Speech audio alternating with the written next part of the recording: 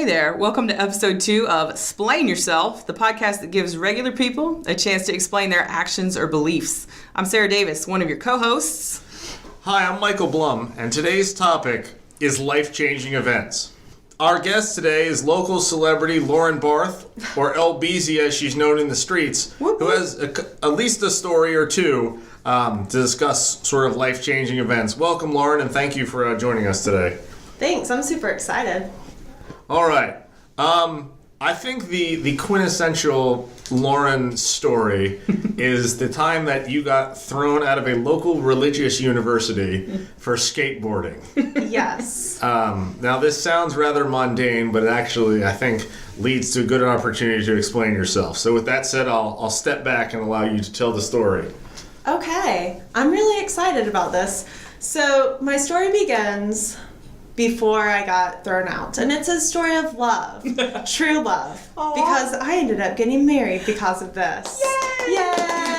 Yay! So I was attending a certain religious university that is local, and I'd heard rumors about this hot boy from Guam. I needed to meet this hot boy from Guam. So my friend was dating his roommate, and we met, we started hanging out, and he asked me out, and it was really 2000s-y how he did it, because we were at a party, and he said, "Can I change my relationship status on Facebook?" No, he didn't. And I was like, okay, and I thought it was super cute, but now looking back at it, that's really lame. Oh my god. So, yeah, so we started dating. It was Valentine's Day, and he texted me and said, "Hey, me and my friends are skateboarding behind Bilo." I said, "All right, I'll meet y'all." Well, this certain religious university had very strict policies and rules about going off campus, especially with members of the opposite sex, especially ones that you're dating. So I made a fake pass saying that I was going to get medicine for my roommate,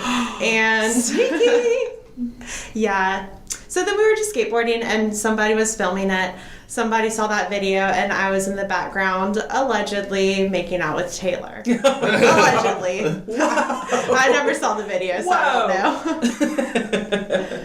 So then I got kicked out, and I can tell you about the process. I can tell you what happened, whatever you want to know. Okay, now we've discussed this before. You didn't particularly care that you got kicked out of this local religious university? I think my feeling was, I know I'm breaking a rule, so when I was kicked out, I wasn't surprised. You know, I didn't try to lie or argue about it. That's dumb, so it's like I knew the consequences, like the risk I was taking. It's kind of like someone who's smoking, like, you know, you might get lung cancer, but you still choose to smoke, you know, so. Okay, but were you forlorn when you got removed from this place? I mean, I didn't lose any sleep that night, but then I was worried when my parents came to pick me up, and I was very worried about what they were going to say. Then it turns into this crazy tale, because then my dad was like, "You're forbidden to see Taylor." I'm crying, "I will never stop talking to Taylor. I will love him forever." Oh my god. And so I literally told my Romeo and dad, Juliet. well, I told my dad I would pack up my car and leave that night, and he was like, "You will do no such thing." I was very dramatic. But now Taylor and my dad like each other. Like, they go shooting together, and they really like each other now. It just took my dad a little bit of time to be like, "Okay, you were the kid that got my daughter kicked out of school, but you're not that bad." Also, when Taylor met my dad for the first time, he was wearing bright red skinny jeans and like he was very punkish, and my dad was just like, "Who is this?" Yeah. Dad's not from that generation. Yeah. You grew up in a religious household? Yes. My dad's a youth pastor, so very religious. I guess they're Baptist, so that kind of conservative branch of Christianity. So. And how is this sort of your view of the proper way to live versus their view of the proper way to live played out in your life, right? Like, you go to this school, you don't really care if you get thrown out, you're sort of more passionate that we're going to keep AIMing with him, right? That's We were Skyping. Oh, no. Yes. Yeah. Well, essentially, I grew up going to a public school. I'm from Augusta, Georgia. I lived in Columbia County, so there's it's a great public school system. So my parents were like, "Yeah, you're just going to public school." So I was used to that freedom. Then when I was about to graduate, my parents were like, we'll pay for you to go to a Christian college, or you can just pay your own way at a, just whatever college you want to go to. Me being cheap, I was like, sure, I'll go to a Christian college. Yeah. But then I did my research. I was like, okay, well, who actually has good academics? Because I didn't want to just go to... I looked at a couple, and now they're closed down and stuff like that. Yeah. So there was one in Florida I visited, and I was walking around and I was like, this is so sad. I don't want to go here. So I tried to at least get like a good one that had solid academics. Yeah. So, and I liked this area too, so I didn't mind moving up here for college. So that's how I ended up there. Mm-hmm.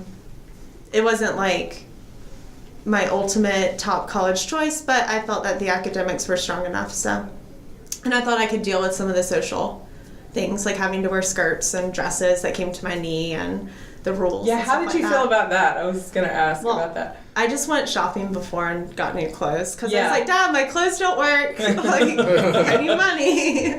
You're very fashionable, because this podcast, people can't see how fashionable you are, but like, so how did you manage that? Because a lot of the folks that I see that I know go to this institution, and they've changed the rules a little bit, but 10 years ago, it was rough, like having to wear the full length skirts. Like, did you find stuff that was cute? I did. Yeah. I would go online shopping all the time, and if I found something that went below my knee, I was like, Mom, I have to buy this. So, like, over time, I accumulated more and more stuff, and then I passed it down to my sister when she went there. Oh, okay. Yeah, so. Did she get kicked out? No, she didn't. I'm the only one in my family, actually, who got kicked out. That's awesome. Yeah. Claim to fame right there. Where'd you go after? It is. Then... After that, I almost said the name, whatever. Then I went local university. Then I went to Augusta State. They've changed their name like four times. Georgia Regents. That's what they were when I went there, but they've just recently changed it to Augusta University or University of Augusta. Okay. I forget which one comes first. So, I was there when it was Georgia Regents, and it was like the weirdest name. But it was really interesting to me because then I went from this really conservative college to Georgia Regents University, and I was walking around, and they had like smoking lounges and all this stuff. I was like, what? That's awesome. Like, where am I? So it was really funny. That's awesome. Yeah. So when you were at this local conservative university, do you think the fact that your husband was punkish made him more attractive? Of course. In high school, I was very like... all my friends were the kind of like emo kids, scene kids, that whole genre, like rock shows, stuff like that, dark eyeliner. I still haven't given up my eyeliner. I will have it until the day I die. But I was always a little more like preppy, kind of mixed with that, and so then I've always been attracted to that. Nice. So. The preppy punk. Yeah. What is it about guys who are punk that is attractive, right? I don't know. Maybe it's just because even in history, I'm drawn to kind of like rebellions and stuff. And so I kind of like going against that. Like my favorite time period is the 1920s. I mean, we're rebelling against society, right? You got us into World War I. Now the youth is rebelling against it. And so, I don't know. I just feel like I've always been kind of drawn to that. Can I play amateur psychologist? Of course. Your parents were very conservative and involved, and then all of a sudden you're into dudes who are real punk? You think there's a connection there? Oh, geez. Yeah. I've thought about that before, too. Right. I often wonder if there is some branch of human nature, right, whereas if you get pushed in one direction, the thing you can immediately do is to push back in exactly the opposite direction, right? And this is kind of what this sounds like to me. So your dad and your husband didn't get along initially? Not initially, because so they met, and then I forgot to tell you, we hadn't even been together like a month before we got kicked out. So nice. There's that. So they met like a week into a stadium. My parents had come up to watch a basketball game, and I was like, "Oh, this is Taylor," and my dad was like, "Okay, this is weird." And then we got kicked out. So then the very next thing my dad said to Taylor was he called him on the phone and was like, "Don't ever talk to my daughter again." And then my mom was like, "You have to delete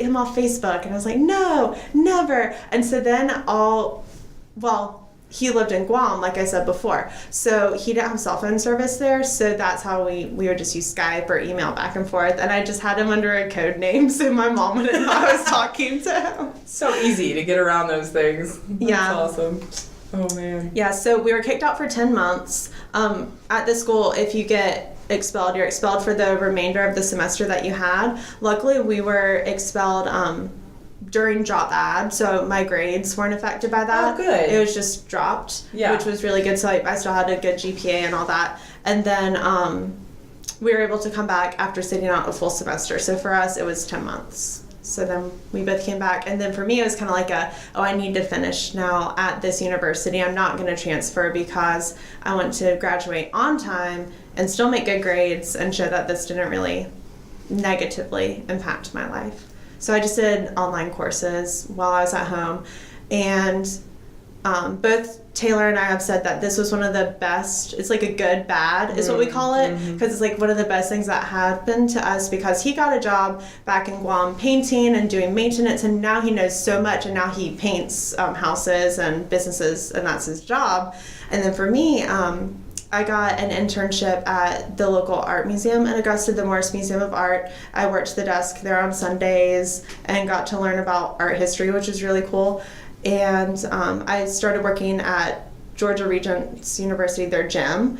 And so then when I graduated and was going back there for grad school, they hired me back full time, so that paid for my grad school. Nice. So everything worked out. And then my parents ended up loosening up and be like, okay, if you're really this into Taylor, then we will give him a chance. And now they all love him. My mom's obsessed with him. So, really? yes. That's awesome. She always texts him and stuff, and I'm like, why are you texting him? I feel like my parents like Jerry better than me. Like, they think he's more entertaining than I am. Yeah. So that's awesome. So the other interesting thing is that I don't consider you to be a terribly rebellious person.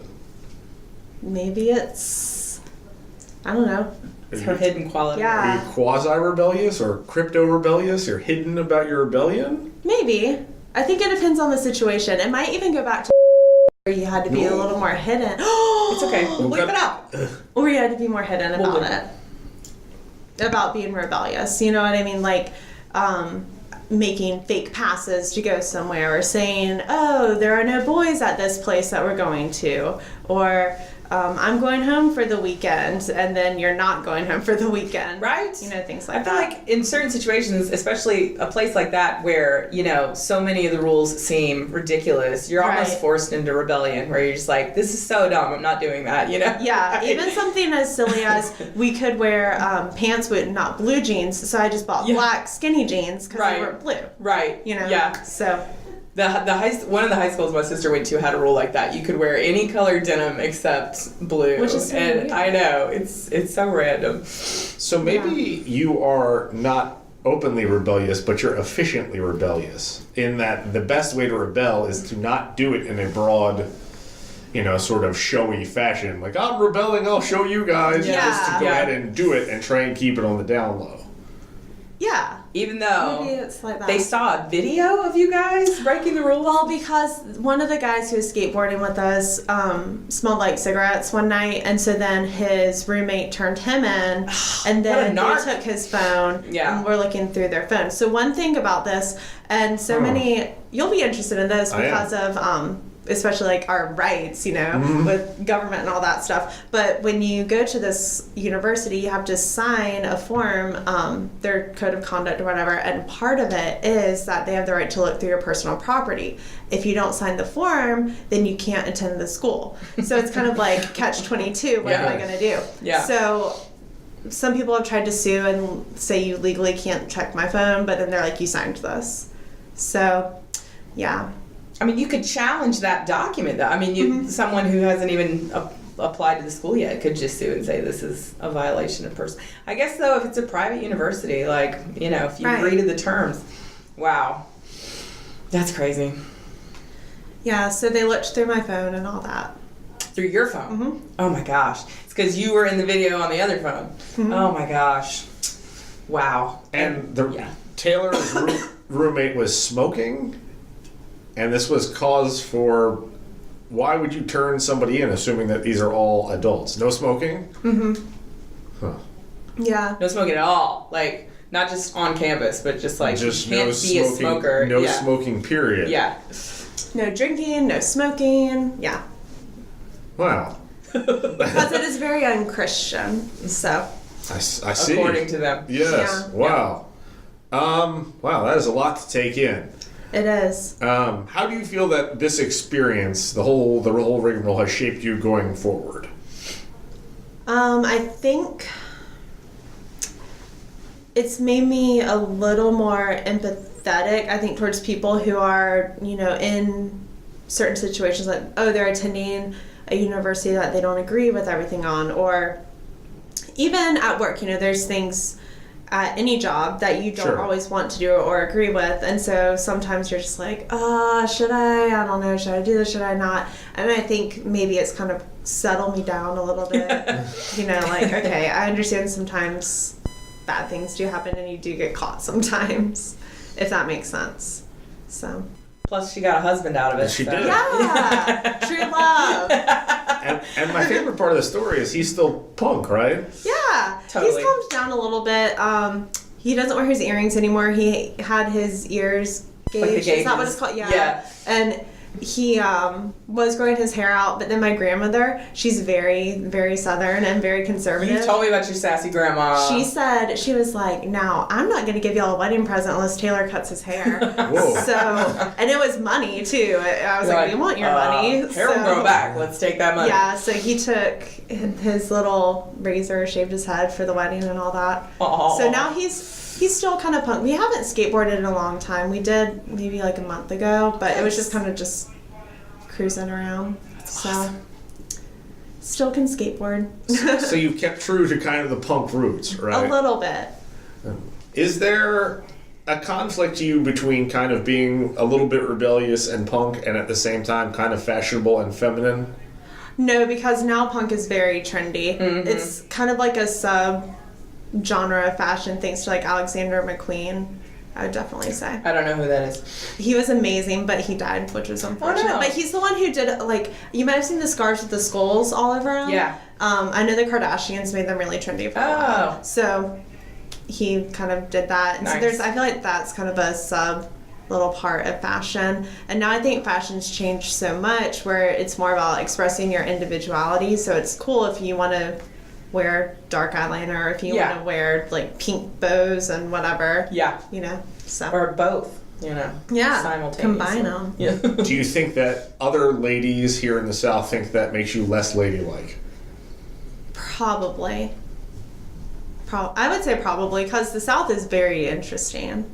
It is, very and I would say that's a traditional. generational thing too. It's like if you go Southern and you go like maybe one or two generations before us, Yeah. they're very strict about their fashion rules. Yes. Because like my mom is very put together, very Banana Republic. Yeah. That's And my Taylor mom. Loft. Yes. That's my mom. But she always looks really cute. Oh yeah, So, absolutely. yeah. That stuff is classic. Like, Yeah. So that's kind of that family. And it was also a little bit rebellious bringing Taylor into my family because my mom's side of the family, everyone is either a doctor or they're going into the medical field. I was kind of one of the loners who was like, I'm going to major in history. And they're all very preppy, right? Like we go to the masters, we do preppy things like that. And then bringing Taylor in, it was very funny because they were just kind of like, huh. He doesn't look like the master's type. What do we talk about with him? That's awesome. He still hasn't been to the Masters with me. I do declare we need to take that Taylor to the Masters and get him socialized properly. That's how my grandmother talks. She goes, now, Lauren, you and Taylor need to come on down to the Masters. That's exactly how she talks. That's fabulous. So, where does she live? Augusta. Mm-hmm. That's great. Yeah. So even then, rebelling against maybe like traditional Augustan society. Is that old South? The old South. I love it. Do you see yourself as kind of a modern day flapper? You mentioned the 1920s earlier. I would love to claim that. I don't know if I'd call you that. Oh my God. But yes. What, You're that. What would stop you from claiming that? I I just don't know if I'm as crazy as they were. The flappers were awesome. That's one of the main things I love about them is how spontaneous and just fun they were. Like my grandmother's mother was actually a flapper. And so when I teach about the 1920s, I put up a picture of her. She was like beautiful. Awesome. And so maybe that's also another reason why I kind of connect with the 1920s more is I have I've seen this picture growing up and I'm like, oh man, she was awesome. Yes. You know, so. Well, couldn't you launch your own sort of neo-flapper movement? I could. Dude, do it. Okay, it's starting with the movement's begun. Sarah's in on it. I'm in. Michael, you can join it too. We're non-discriminatory. It's 2017. That's right, it's gender neutral. Yeah. I will not wear pearls, but I'll do all the other stuff. Yeah, I don't wear pearls either. Yeah. Yeah. I guess that leaves me to wear them? You can wear the pearls. Okay. I just won't do it because I'm scared of small shiny things, which we can talk about later. I have no idea what. Okay. Yeah. Oh, that's one of my favorite things about Sarah. Do you want to talk about being scared of small shiny things? Maybe in another episode. Okay. We can explore fears and Yes. Yeah. Awesome. How has this kind of dichotomy changed your life going forward? Like, we're kind of punk, we're kind of feminine. How has this affected things, do you think? I think that I'm able to get along well with different types of people. I feel like I can go into a lot of situations and connect with people just based on different things. Because, like, I also love hip-hop, you know, so I connect with a lot of the students whenever, you know, there's a new track out that they're like, oh, you need to listen to this. I always tell them, like, give me more running music. Like, I need to get pumped up on my runs. Yes. And then, I just think it really helps me connect with people because then I can go into more proper situations, you know, when I go back home and go to someone's baby shower or something, and then, like, I know how to act and I know etiquette and stuff like that. So maybe that's it. Kind of like a chameleon, we could say. Societal chameleon. I remember learning about that in grad school, and I think they called it code switching, even though that's not what code switching means now. There's that podcast that it's like a race thing. But when I learned it, it was like teaching. It was helping us teach students how to know how to modify their mannerisms and their tone depending on what situation they were in. Yeah.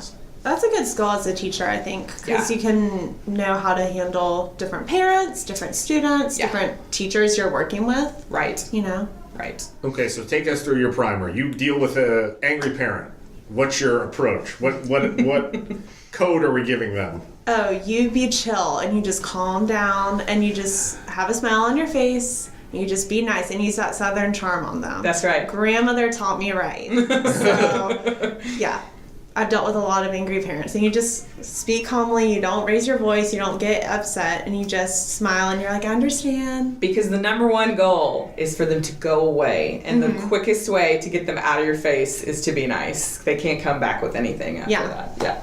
So kind of non-confrontational at that point. Even though then you go home and you punch things. Yeah. Like, this is what I wanted to do.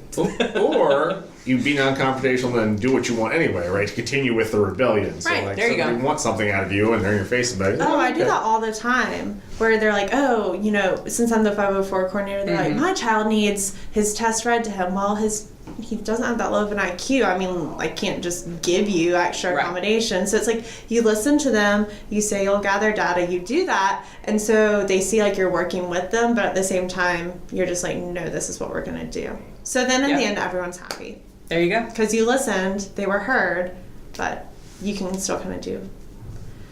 Yeah, I think that is sort of the best of both worlds, right? That you've managed to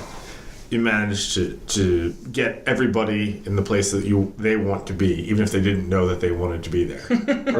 Hopefully. All right. Well, we are running a little short on time. Lauren, thank you for coming up and talking to us today. We are really grateful for your time and for you explaining how you get thrown out of a local religious university.